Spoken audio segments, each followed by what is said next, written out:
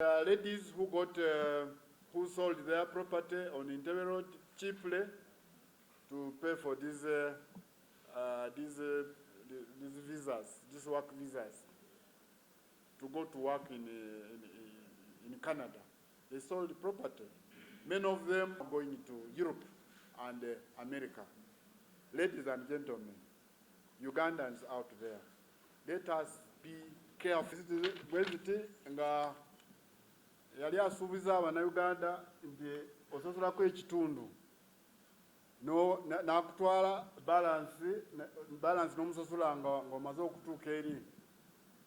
Kati abasinga obungi bwe bapromisinga visa za Canada basasulanga wakati wa million 3 kwa 2. Waliwo bambi abaana abayitirivu bavudde Dubai, balekawo emirimu gyabwe Dubai ne bakomawo nga babasuubiza nti Dubai liwero, sente ziri Canada. So bajja ne basulawo emirimu gyabwe Dubai, ne bajja ne basula sente zino, kati bali wano bali stranded. Abamu batunda ne properties zaabwe, waliwo n'abakyala abatunda properties zaabwe ku Entebbe Road, waliwo n'abalala bagenda ne bafuna ne loan mu banka nga basuubira nti bwe banaatuuka eri kijja kubabeerera jangu okusasula sente za loan mu banka. So kakati tufunye okwemulugunya kuva mu bantu bano, tetunaba kufuna endowooza oba okweyogerako kwa Don Chris. Of course Uganda Police erikola investigations, naye nze mbadde nsaba omwami ono Don Chris wona woli oveeyo okomewo eka oje tutuule wansi twokere, kubanga kati bano tuwuliriza side emu yokka, side yo tetunaba kuwuliriza, tetumanyi kikyabaawo. Oyinza okwesanga nti ebintu by'obadde okola byabadde bituufu, kubanga twagenze mu system ne tulaba nti waliwo abantu abawerera ddala 7 bagendera mu Skypins ne bagenda Netherlands. Waliwo abagenda Netherlands, waliwo n'abagenda Dubai. So oboolyawo Don Chris oyinza okubeera mutuufu, ojja otubuulire kyaba kitya, tula ne polisi obayitiremu mpola mpola, tabajja kukwata bambi, kubanga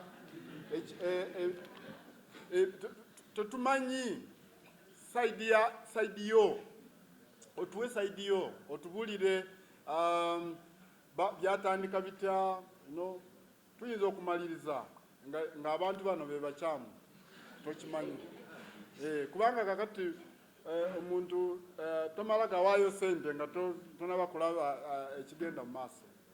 So Abannayuganda bambi mbakubiriza eweero eyo twebeereremu akasente kazibu kufuna kasente kano, twebeereremu okusasula akasente ko, sooka okole omuzungu bakiyita due diligence. Weebuuzeeko bantu bameka abaakagenda, mwasasula sente meka, mwagenda wa? Si kibi okwebuuza, weebuuze ojja kufuna ekituufu, kubanga kakati twagenze okulaba nti abantu bali 350 naye tuwulira nti abantu bawerera ddala 9 bali 9 abakasasula sente mu Skypins. So bwana Don Chris wona gy'oli, jangu tutuule twogeremu tulabe engeri gye tusolvinga issues ezo mu kifo ky'okubulira eyo tomanya. Then lastly I think meeting eno yalimu officials ba internal affairs nga bakulemberwamu General David Muhoozi, Minister of State. Ladies who sold their property on Entebbe Road cheaply to pay for these work visas, to go to work in Canada. they sold property. Many of them ate enamba z'abantu abetanira services za dini ate beeyongedde. Simanyi oba lwaki weekend wedde yokka twakafuneyo abantu 94 abazze ne beewandiisa baagala kukola DNA. Abantu bandibadde actually kusingako bano waliwo binatuula nabo wansi nengezaako okuba counselinga ne babivaako naye abalala ne balemerako. 95% 95% basajja abaagala services zino za DNA. Ne tubeerako n'abakyala batonotono nabo baagala kuzuula abaana baabwe oba bataata baabwe be batuufu. Then ne tubeerako n'abaana abaagala ku finding out oba bataata baabwe batuufu. So in other words, abaana balese bataata baabwe ku DNA abaagala ku finding out oba abo bataata baabwe batuufu be balabirira oba si batuufu. So advice je tuwa abantu baffe abeetanira services zino za DNA nti genda okole DNA bambi ng'olina omutima omugumu. Tomala gabeera excited kangende nogenda n'okola DNA kubanga ojja kugwawo ekigo. Abantu abasinga obungi abagenze ku DNA 98 results zivaayo nga si nnungi. So njagala kubalabula nti bw'onooba bwekinaaba kiri necessary okukola DNA kikole. Bw'oba tekiri necessary nnyo kireke. Labirira abaana nga mukyalawo bwe yakuwa. Abakyala be bamanyi bazadde b'abaana. Omukyala bw'aba akuwadde abaana balabirire. Tomanya naawe waliwo alabirira ababo eri. So tofaayo labirira abaana abo kubanga abakyala be bamanyi bazadde b'abaana. So tetwemenya emitima. Kiba kibi nnyo okugenda okufa mu ddembe. Tofa ng'okunkuluma kubanga results zino ezivuddeyo zireetedde abantu bangi okufa mpola mpola mu kimpooze. Waliwo abanywedde n'obutwa ku bintu bino ebya DNA. Si byakuseka. So badde mbakubiriza abantu bwe kinaaba tekiri so necessary kireke. Naye nga labu yaffe Wandegeya bakyajinga $100 buli sample era mu family baba bakujjako sample 3 omwana maama w'omwana ne taata w'omwana. So onookuba nga oteekayo $3 ke kakadde nga kamu mu emitwalo nga 2 mu giijo. So ebintu bya kasente kubanga ebintu bino balina okubitwala ne South Africa okulaba nti results zino bazeekebejja bulungi. So bambi ekintu kya DNA tukireke.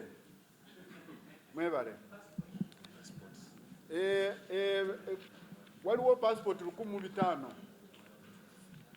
tubidde nazo. Zino zavudde mu embassy eya China, embassy ya Turkey ne embassies endala. Passport zino Bannayuganda baziteekayo nga basaba visa. Era aba-embassy nabo tebaali babi ne bateekamu visa. Ezisinga obungi actually zirimu visa naye ziruddeyo nnyo. Visa ezimu ne zituuka n'oku-expire nga abantu tebagikoze ki tebazijjeeyo. So nkubiriza Abannayuganda bw'oba wasabako visa mu embassy yonna oba China oba Turkey oba oba UK oba America gezaako okulaba nti ogendayo olabe wegubadde. Bw'oba passport teriyo jangu ku internal affairs tulina passport ziri 1500 okeberemu oyinza okusanga passport yo nga mweri. So passport zino weziri. N'ekirala tulina passport ezijjudde ekyambogo 42,000 twakokyako 60,000. Ebiseera ebyo ndowooza emyezi 3 egiyise. Akati endala nazo zijjudde ziri 42,000. Tetulina space wa kuzitereka. Bw'oba wasaba passport naye bw'oba tonnaba kufuna message tutuukirire. Passport zino weziri tuyinza okutuwa eyo. Bw'oba erina obuzibu era bajja kukola ki kukikollectinga bagikuwe. So passport tulina centers Mbale, tulina Mbarara, tulina Gulu, tulina Arua, tulina Jinja. Wona osabirayo passport era no pickingirayo passport. Mwebale nnyo. N'ekisemberayo ddala Moroto eyo wiiki ewedde twakola operation ne Uganda People's Defence Force UPDF ne immigration Moroto we twakwatira abantu abawerera ddala 71 abantu bano baali bagwanga lya Eritrea nga bayingira wano nga bayita mu Panya okuyingira wano Uganda. Bwe batutemyako kugenda ne tubakwata era ne tubaleeta eno, naye etteeka lya immigration ligamba nti omuntu yenna ayingira eggwanga mu bumenyi bw'amateeka alina okuddayo nga bwe yazze. So naffe tetwali babi, twakwata abantu abo nga tugezezaako okuba interrogatinga ne tubazaayo we bayingirira boda mu Panya era mu ngeri ne bagenda. Naye wabaddewo okwemulugunya mu bantu ab'enjawulo nti twakikwata bubi, nti lwaki twakwata abantu abaana abakyala ne tubatwala mu nsiko. Naye bambi ng'eggwanga twali tetusobola kutwala obuvunaanyizibwa obwo obw'okubeera n'abantu bano okubateeka mu detention center, okukozesa sente y'omusolo wa Uganda okusustaininga abantu betutamanyiiko mutwe na bigere. Tubateeke wano tukwate sente y'omuwi wa musolo owa Uganda abonaabona okuwa omusolo tubaliise ate nga bayingidde wano mu bumenyi bw'amateeka. Ne tugamba nedda katukozese amateeka ka immigration, ne tubakwata ne tubazaayo kati ne tuwonya kasente ak'omuwi w'omusolo. Kikulu nnyo ekyo. Mwebale nnyo, mwebalire ddala. Passport, you have gotten issues to do with citizenship, and therefore your passport has been deferred for quite